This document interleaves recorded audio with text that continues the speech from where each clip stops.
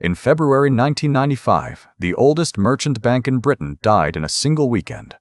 Barings had survived 233 years, 2 world wars, and Napoleon. It held accounts for the Queen of England herself, and it was killed by one employee, a plasterer's son from Watford, hiding his mistakes in a secret account named after a lucky number. This is the story of account 88888, and of the man who almost got away. To understand what died that weekend, you have to understand what Barings was. Founded in 1762, it was the bank that helped finance the Louisiana Purchase. An entire third of the United States bought with Barings credit. In 1818, a French duke declared there were 6 great powers in Europe: England, France, Prussia, Austria, Russia, and Baring Brothers. But Barings had stood at the edge of the grave once before. In 1890, the bank gambled too deep on Argentine bonds and nearly collapsed. The Bank of England assembled an emergency rescue and pulled it back from the brink. Remember that rescue? Because a century later, on a very different weekend, the Bank of England would make a very different choice.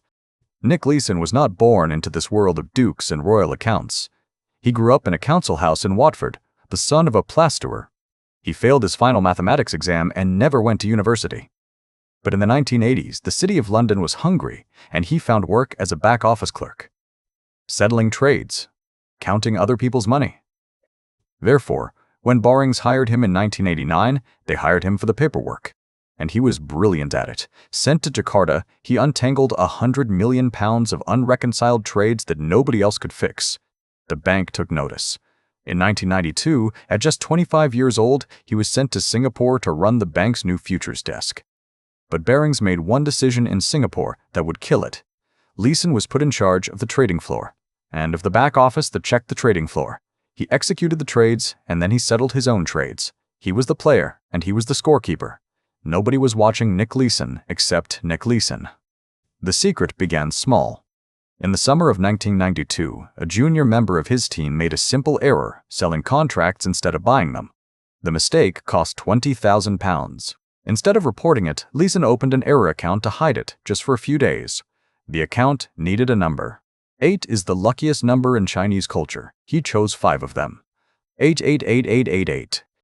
But hidden losses do not sit still.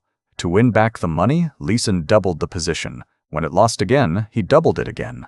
By the end of 1992, account 888888 held £2 million of secret losses. By the end of 1993, 23 million. By the end of 1994, £208 million.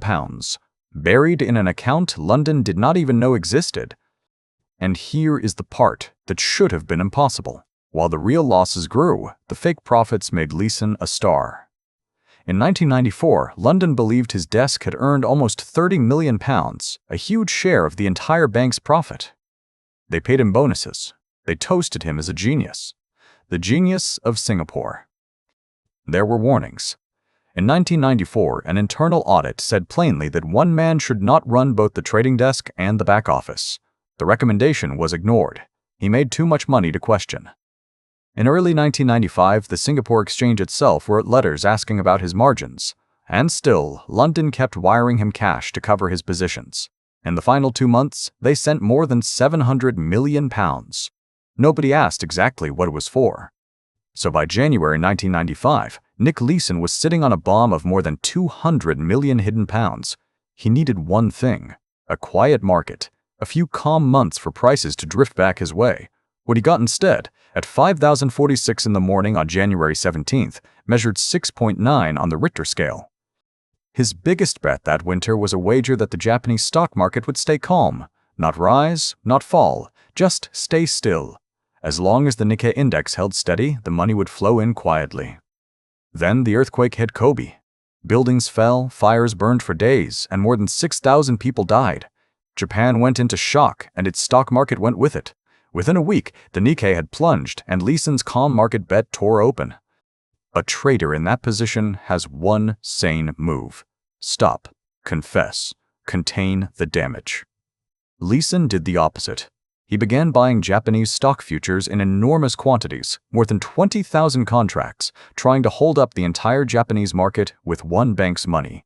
Alone. The market kept falling. By February 23, 1995, the hidden losses had reached £807 million, about $1.3 billion, more than twice everything Barings was worth. That afternoon, Nick Leeson placed a handwritten note on his desk, took his wife, and boarded a flight out of Singapore. The note said 2 words: "I'm sorry." That weekend, in London, Barings executives finally opened the books on account 88888 and understood they were already dead. The Bank of England called an emergency session, just as it had in 1890. But this time, the losses could not even be measured while the markets were closed. This time, there would be no rescue. On Sunday night, February 26th, Barings was declared insolvent. The bank that financed the Louisiana Purchase was sold days later to a Dutch company, ING, for exactly £1. 233 years of history, priced at the coin in your pocket. The Baring name, one of the 6 great powers of Europe, disappeared from banking. And Leeson? For 9 days, he was the most wanted man in finance.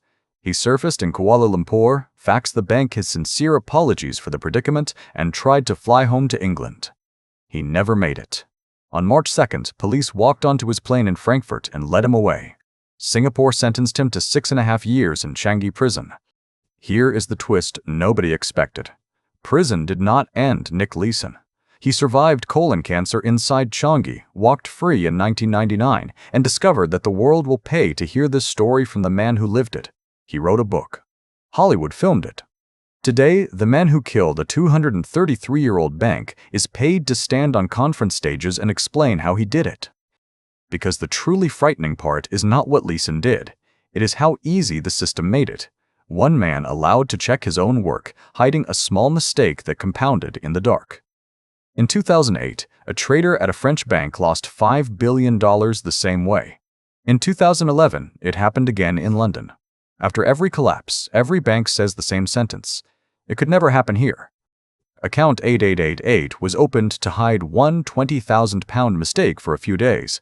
It stayed open for 3 years and swallowed the oldest bank in Britain whole.